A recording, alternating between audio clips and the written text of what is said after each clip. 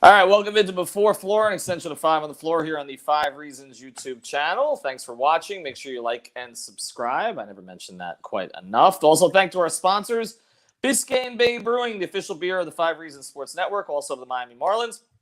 Also, whenever they finally get back to FTX Arena, you can check them out at the 100 level and the 300 level. They got kiosks there. Check out the Miami Pale Ale, Marlins Lager, Biscayne Bay IPA, and, of course, the Tropical Bay IPA. That's my favorite. And you can get all of these beers at your local Winn-Dixie, Publix, Whole Foods, and many local restaurants, including Quarter Deck. Make sure you ask for it by name. So check out, again, all the beers of the Biscayne Bay Brewing Company, the official beer of 5 Reasons Sports Network. Also sponsored by our friend Mark Brown.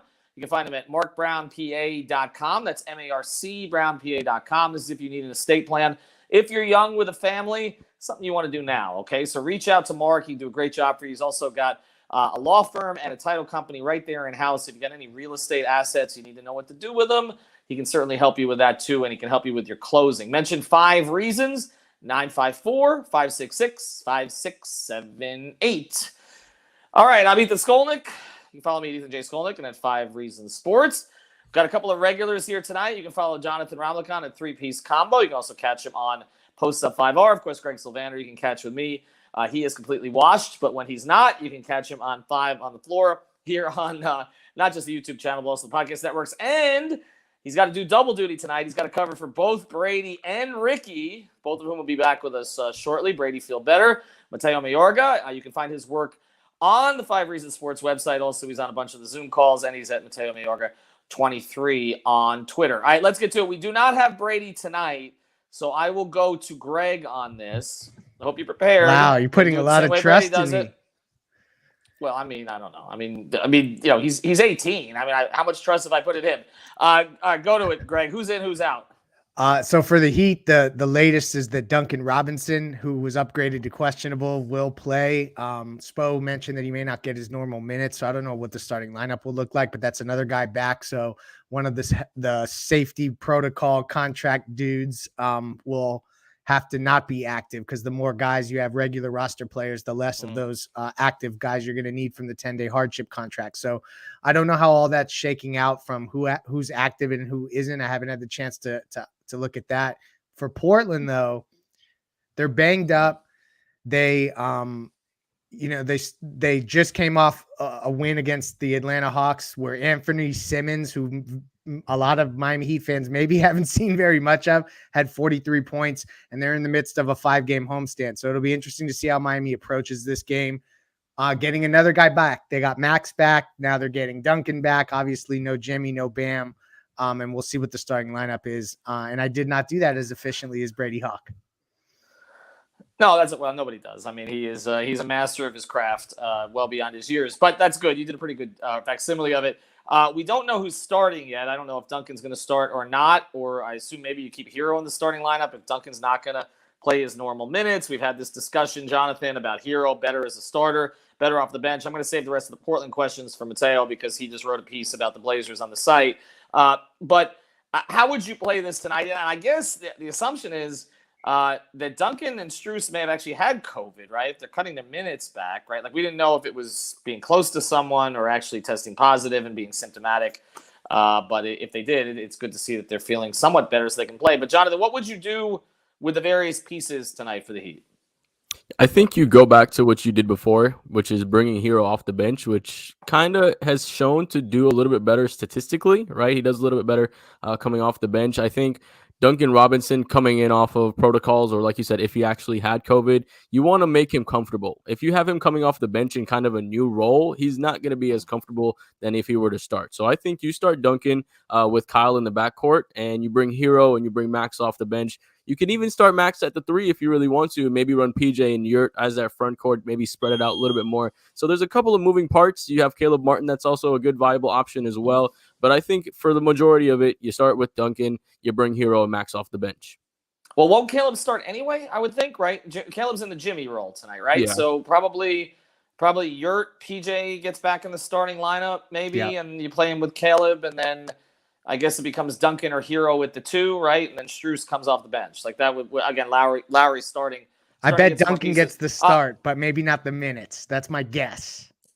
Well, we know what Sean Rochester wants. Anyway, go, Mateo. So let's get to the Blazers because you wrote about them today. They don't have Lillard tonight, but also look defensively. They've just been a trash can the entire year. Nothing has really gone well. What's wrong out there? Well, I don't like the style of play. They take 44% of their shots are triples, and they make a pretty decent clip at 35%. Some of the action they like to run in the half court is a screener coming on either wing, so the ball handler steps into the triple. And for a triple, another thing they like to do is a lot of action through the pick and roll with the ball handler looking to either cut. And in these situations, Miami's going to have to ice and force the ball handler into trouble on the baseline. Or in the other situations, Portland likes to shoot a triple, and Miami's going to have to fight over the top of screens in these situations. They don't take many mid-range shots at all. It's either to the hole or perimeter shots. They do get to the free throw line a lot. Miami will have to do a good job defensively of limiting fouls because they do make 81% of their shots as a team there. But like you said, Ethan, defensively they are a dumpster fire. Anybody can put 2 feet in the paint when they want. So Kyle Lowry, Omer Yurtseven, Caleb Martin, and Tyler Herro should have good nights. They should get inside whenever they want to. And again, they let their opponents make 48 points a game there at least. Well, to that point here, as we talk about Herro, because you mentioned the guys that could get in the paint, right, Greg? And I saw some stats out there. Somebody posted, Tyler's numbers over the last 4 games. He's averaging 22, 4 and 4. So on the surface, everything seems fine, but he hasn't been great lately. He hasn't been what we saw for stretches. He hasn't been awful, but the turnovers are up a little bit. Some of the decision-making is not quite where it's been. There's been pockets of the game where you've kind of wanted him to take over. Alex and I got into this on 5 on the Floor the other night. Like when Jimmy went out, it was like, okay, Kyle carried for a stretch, and there was like, okay, you need Tyler to carry, and he really didn't. I would like to see him back off the bench tonight. I just think it's a better role for him at this stage. But beyond that, what needs to change for him? I think the bench role is probably the most apparent one because it's just so stark, the difference in play. And I was looking, you mentioned getting into the paint. Miami's 28th in the NBA in paint scoring. They get like 42 a game. Portland's 26th. But in terms of allowing paint points, the Heat are the best in the league. They only allow 40 points a game in the paint. So that where it's interesting, where I'm going with that is that without Jimmy, without Bam, like you were already worried about putting pressure on the rim when you had Jimmy and Bam. So when you don't have those guys, it really is about Tyler being aggressive and having the essentially just the green light to go. And I just feel like for some reason, when he comes off the bench, he finds that rhythm faster and is just more the ignitability, flammability, whatever Cooper Moorhead put in his article. I love that phrase. He just finds it off the bench more. So I'm hoping that they make that switch ASAP. Yeah, me too. And I think part of it is he also gets to see the game develop, which a lot of six men have said that's helpful. Jonathan, pivoting back to you on this, Lowry, and I feel like with Kyle, there was a period of frustration with him this season because it didn't seem like he was aggressive enough. I feel like he has seized the moment here a little bit more of late. You don't have to deal with Dame on the other side tonight. And, again, the Kyle Duncan combination has not been great this year. We've discussed this many times. But I still think, even with some of these pieces back, this is a game that I think Kyle can get going a little bit in. Yeah, Kyle, the last game, correct me if I'm wrong, I think was it 8 turnovers that he had last game? It was his highest turnover game of the season, actually. Right. And I don't know what the exact number was, but yeah. Yeah, so very uncharacteristic from Kyle Lowry, right? That's not something you tend to see. He was throwing a lot of pick and roll lobs to Yurt that were just getting knocked over back and over again. Now, against Portland, like you guys said, they're bottom 27th in defending the rim. So Yurt's going to have that opportunity to attack and finish around and have that opportunity. I think they're missing Plumlee. Cody Zeller. So they're missing Cody Zeller and they're missing Larry Nance. So they're missing 2 of their better. You're just mixing up the brothers, the big brothers of the league that nobody can tell apart. The Zellers, the Plumlees. Whatever. The Heat have a Martin, but anyway, yeah. But you're right. They're not very good in the interior. Like they haven't been in years, and it feels like it's bottomed out this year. Yeah, and now with that opportunity, I don't think we're going to see the turnovers from Kyle Lowry, and I think he's going to be able to maneuver the defense a little bit better. Like Mateo said, they're one of the worst defensive teams in the league, right? And with the players we have out there, we have enough. We have enough. Kyle Lowry will have a much better bounce back game. I think he'll have a much better shooting game too. I think he'll pick his spots a lot better this game, and we'll see a lot better from him. Yeah, we have enough T-shirts on the site as well, so you want to check those out. We got the black T-shirts. Also at halftime, couple things. Pace and Space as always. Pace and Spaces as always.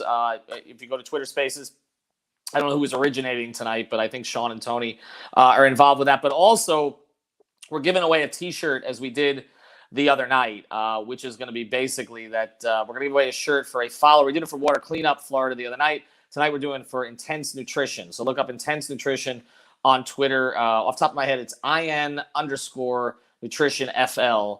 And we're going to be giving away a T-shirt to a follower of that account.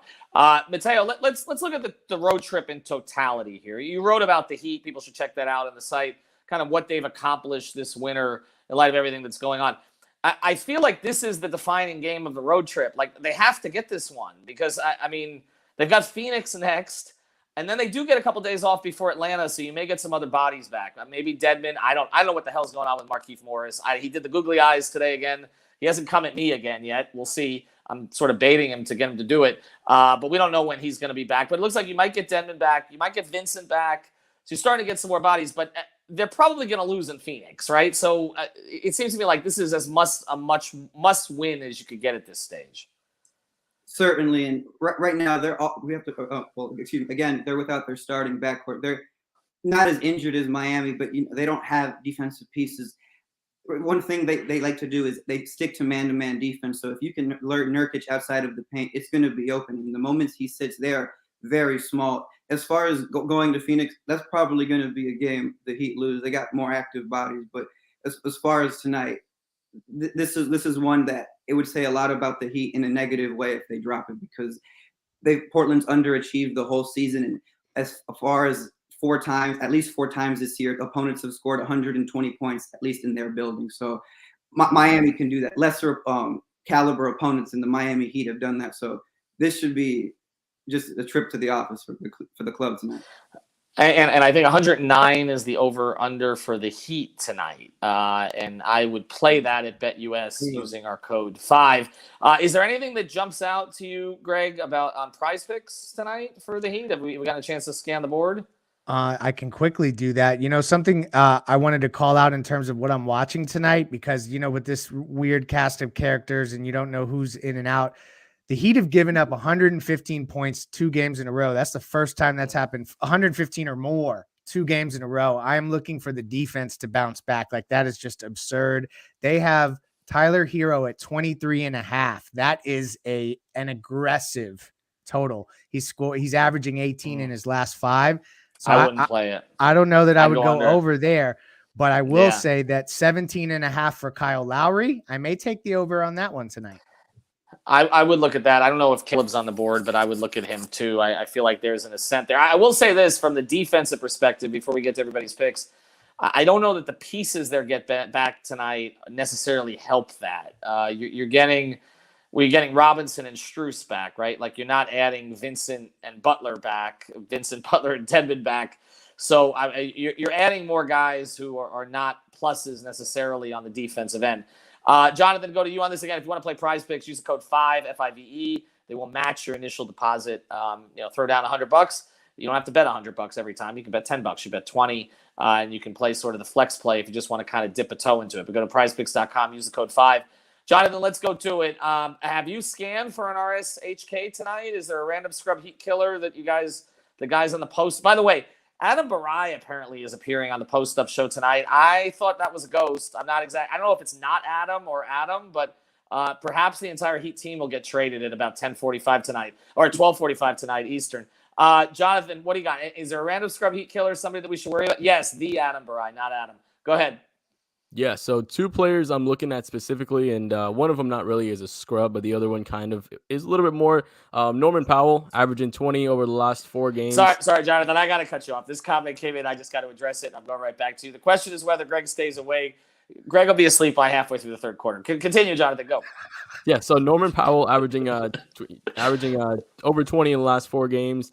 Ben McLemore also averaging 20 over the last 4 games. So I think Ben McLemore shooting almost 40% from deep. He's alive?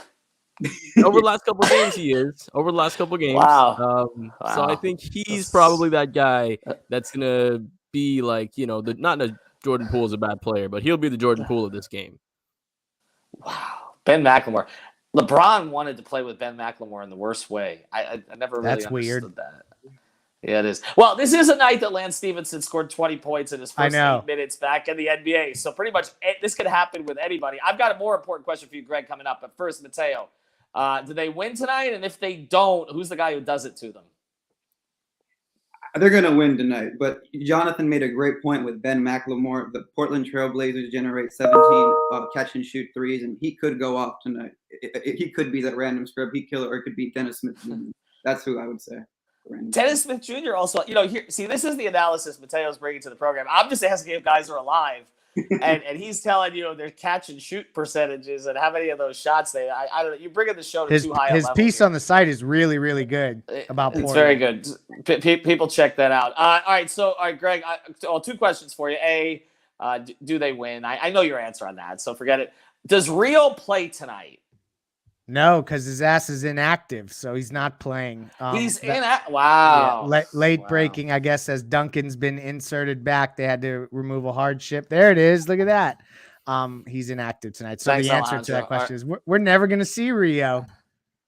Fun. Do you think that's the case, or are they going to give him another 10 days? I would assume. Can they even? I thought that they were going to have enough guys out to where they would have to give him one more and maybe not use the full 10 days, but maybe I'm wrong. I mean, you've seen these guys come back quicker, and I don't know. I just think it'll be so anticlimactic. Think how anticlimactic it'll be if he never gets in a game. It's just going to be a Twitter thing. But everything these days is just a Twitter thing. I mean, people who don't follow Twitter but just follow the team probably don't even know he's back. I mean, nobody reads a newspaper anymore. But Alejandro's point to this that he'll play at home. They play the Hawks when they come home. I don't know that Rio's going to get in a game against the Hawks. That likely a competitive game, the second straight game they're going to play against them. We may have changed the avatar and done all that for nothing. But I don't know. Or maybe Rio's just not in shape. Is that possible? They signed Rio for clout.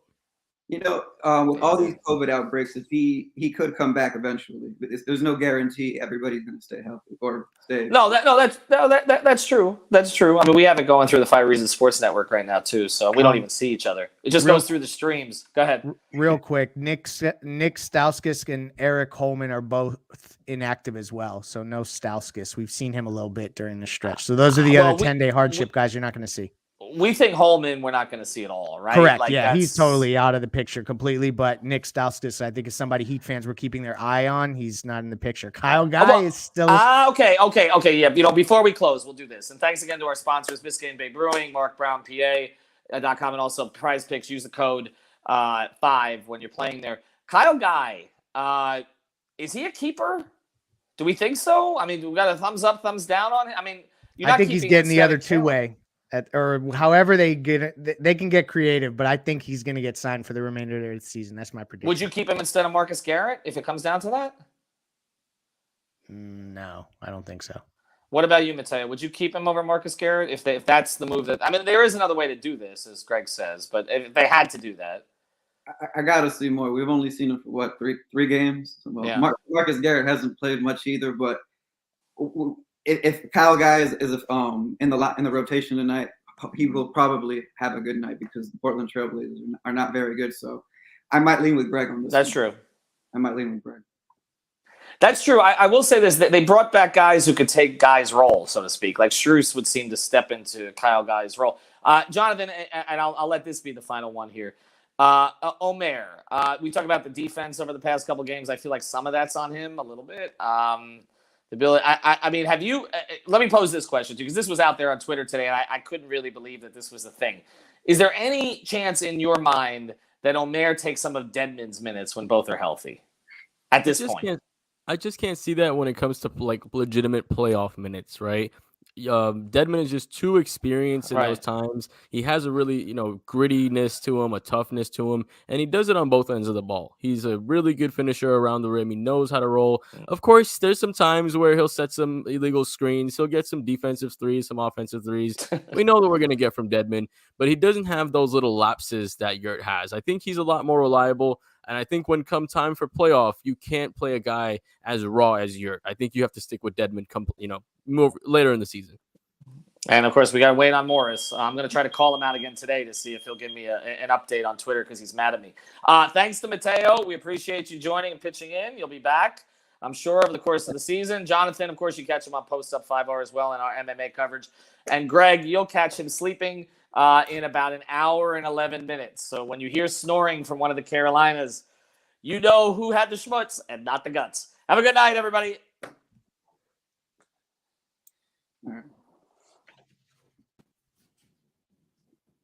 You say start with me, Maddox? Yes. Thank you. Thanks, Coach. Coach, I know with all the fluctuating personnel and all that you've had to deal with over the last 4 games or so, the one thing that's fallen off is the defense to the Heat standards.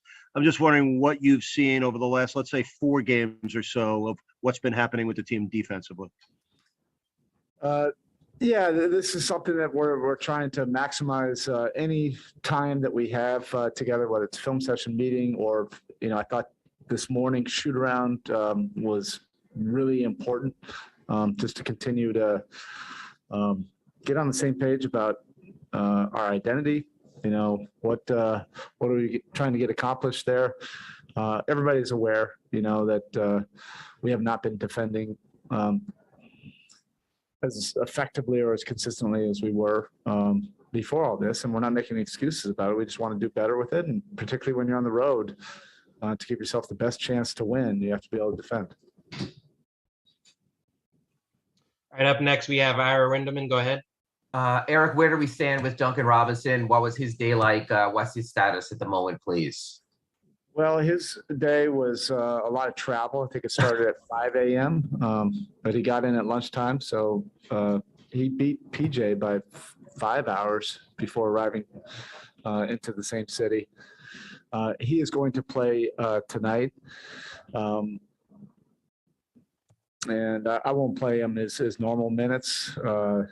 I won't probably play Max either for his normal minutes. But whatever they can give us, we'll surely take it. And we all kind of feel buoyed just by,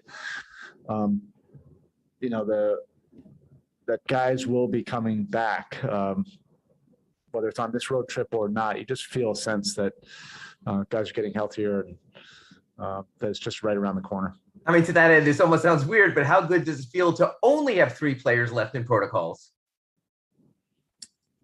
Yeah, I think everybody is kind of going through that. We have a daily inventory, a roll call, who's available, who's not, the people that are not, how far are they away?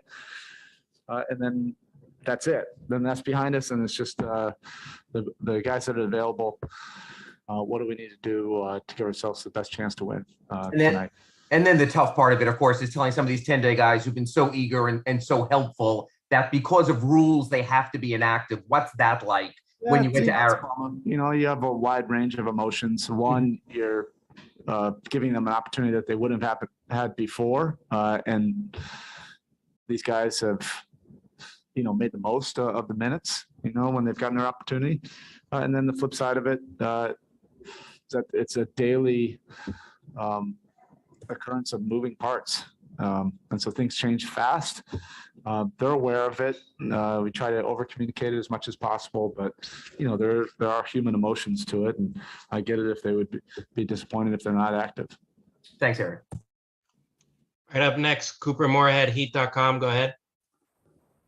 Spo, with Omer, I guess it's easy to just look at a box score and say, hey, he's racking up all these rebounds. He must be doing something well. But what is he actually doing to rebound well? Like, what makes him a good rebounder just beyond the totals? Being in the right position and then pursuing, blocking out when needed, but going and getting it when that's what's needed. And he's been doing a better job of rebounding in traffic, two hands, guys draped all over him and trying to knock the ball out of his hands. He's been doing a much better job of that. And we need every bit of it.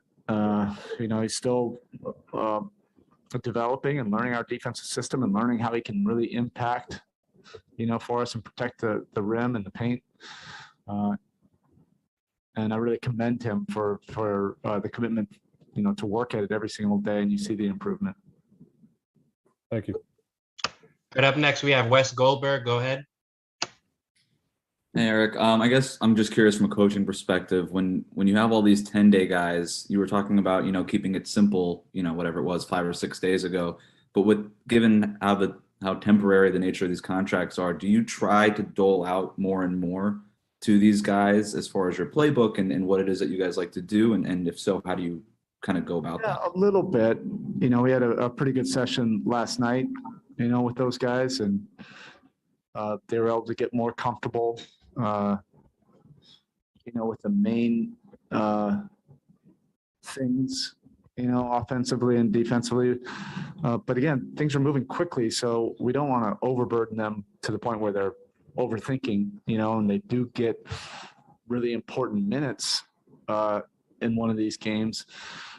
We don't want them paralyzed by, that overthought. So it's a fine balance. I don't even know if we've gotten it right, but nobody has a textbook for this, so we're just doing the best job that we can. And these guys have been great. And these sessions that we've had have been really important and valuable. All right, Coach, that's it. Thank you. Thank you.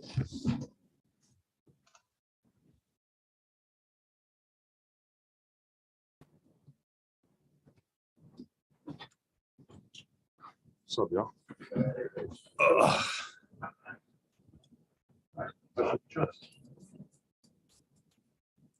I'm very hopeful that this 1 week shutdown for Dame is going to be enough to get this under control, or are you kind of prepared for if it doesn't calm down or if it doesn't get better to maybe do something more?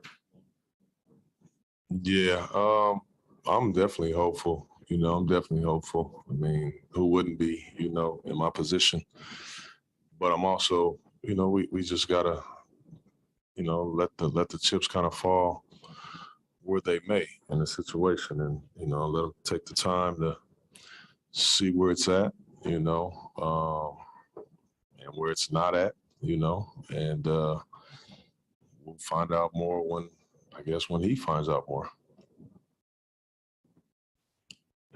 Your coaching staff, I saw Roy is back. Is there anyone else? Roy's back. Roy is back right now. Scotty and Hetzel. Yeah, they're still away. Yeah, they're getting close though. I think. You carved out or identified a role for Rodney.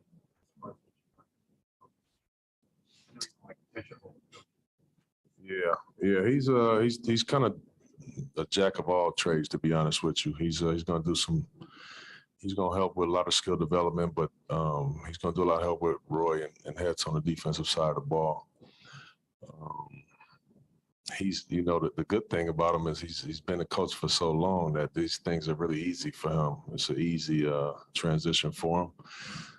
It's just the cadence of the NBA, as opposed to college, that will be a little bit of a challenge. But yeah, he really is just a natural, man. So we do have some responsibilities for him for sure. Same starters as the last game? Yeah, same starters. Looking like Larry's available, so he had negative test. Yeah. Larry's available. You just never know when you wake up. Not even when you wake up, even when you come to the game, it could be different. So just prepare for whatever. So Cody's the only guy who have left protocol. Which is amazing.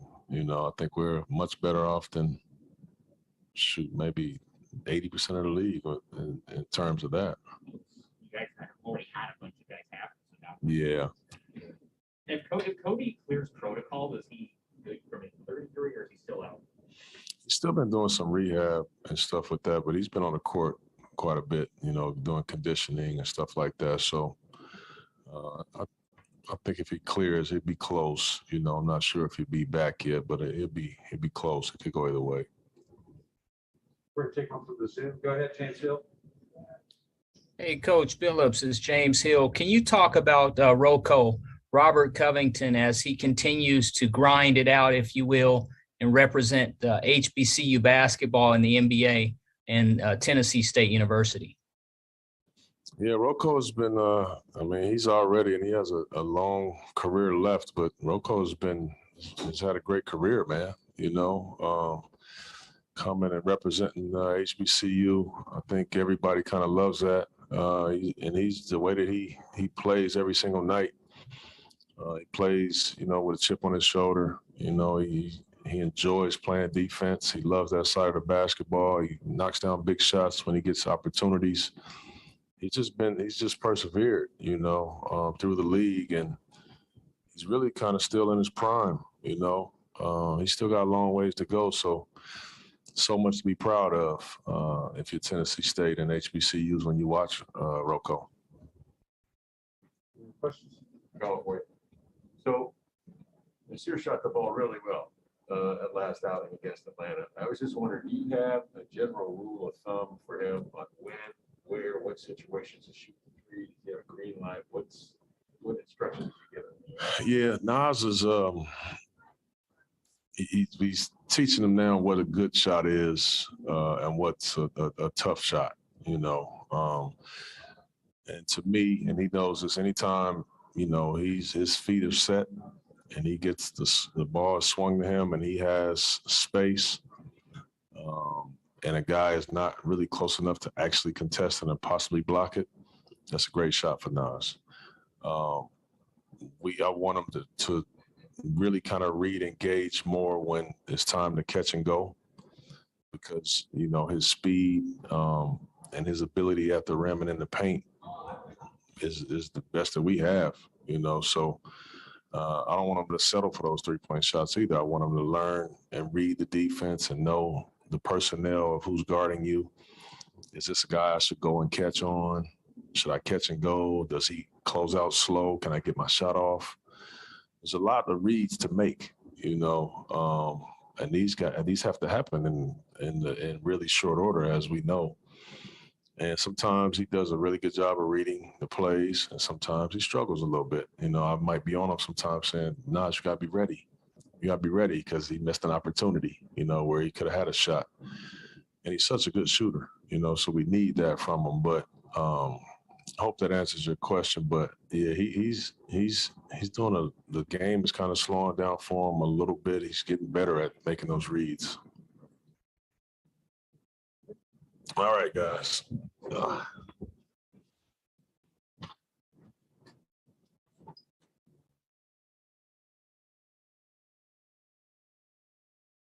Five Reasons to Bet here with J-Rod. I'm Ethan Skolnick. You can follow me at Ethan J. Skolnick and at 5 Reasons Sports. You can follow Jade Rodriguez at J-Rod Show. Been a little bit of time, but we are back. We've actually got a new sponsor, and it's an awesome one. They're down in Miami. It's called City Cigar Lounge. Look at that. You're holding a cigar. You get lots of different cigars. They got 50 different brands down there at City Cigar Lounge in Miami. They've also got great food. And, yeah, you see the liquor there. They got more than 350 types of liquor. Go to City Cigar Lounge in downtown Miami. Tell them 5 Reasons sent you. We're going to start doing some watch parties. So you got to check that out, too, pre- and post-game as well. As soon as this COVID latest assortment of whiskeys and bourbons that you're going to find in Miami. It is a phenomenal place. Yep, and here's the thing. If you lose a bet, you want to be drinking, right? If you win a bet, you want a cigar. So go check out City Cigar Lounge. Again, they do catering and everything else. They're right down in downtown Miami. Check out City Cigar Lounge. I'm getting hungry, man. I need some chips and guac. Yeah, all that good stuff. They got the reviews. So check that place out. All right, we are back with a Heat pick. Look, the Miami Heat, we don't know who the hell's playing from night to night. We know Jimmy Butler is not. They're still on this road trip. Still don't have Markieff Morris, even though he put the Google eyes up. I don't know what the heck that means. PJ Tucker comes back. Max Strus is back. Kyle Lowry is back. Duncan Robinson's still out. As I mentioned, Butler's out. Dedmon's not back yet either. But they're playing against a Portland team that has just been downright bad lately. and doesn't have its superstar. So what do you think of tonight? That's the key. You remember the Keanu Reeves movie, The Replacements? This is kind of what it feels like, right? Listen, I guess the question is, what team is better? Who do you trust better in this kind of game, the Heat or the Blazers? And tell you what, I know they're on a West Coast road trip, but I like betting teams early in their West Coast road trip. So this is game 2 of the West Coast is the best coast road trip. Miami laying 2, but the stat that I like is that Portland gives up almost 119 points per game over the last 10 games. So I love the Heat over 109 points tonight. I like that a lot. I also like the Heat laying 2. And listen, the stat that I really like, Miami winning by 6 or more points, you're getting plus 140. There's also another prop bet, the Blazers winning plus over 6 or more. And then there's a third bet where it's any other result. As long as it's less than 6, doesn't matter who wins, plus 190. So if you think the game's going to be close, then go with the any other result that's less than 6 points. Doesn't matter who wins, and you get that at plus 190. But I do like the Heat tonight. I like them to win straight up, and I like them over 109 points. Yeah, and they have played better without Jimmy Butler this season than last season. They've gotten used to it. Well, it's unfortunate, of course, but I'm with you on the scoring, too. I think even what we've seen from Kyle Guy and a couple of the guys that they brought in, Caleb Martin's playing as well. I don't even mention Bam at this stage because it's been so long, but I do think they have enough, as Eric Spoelstra says, to beat this Blazers team that is just not very good this year. I mean, it feels like Dame's exit. And if you're going to bet it, by the way, I want to mention this. You go to betus.com, use the code 5, betus.com, use the code 5, you get 125% bonus.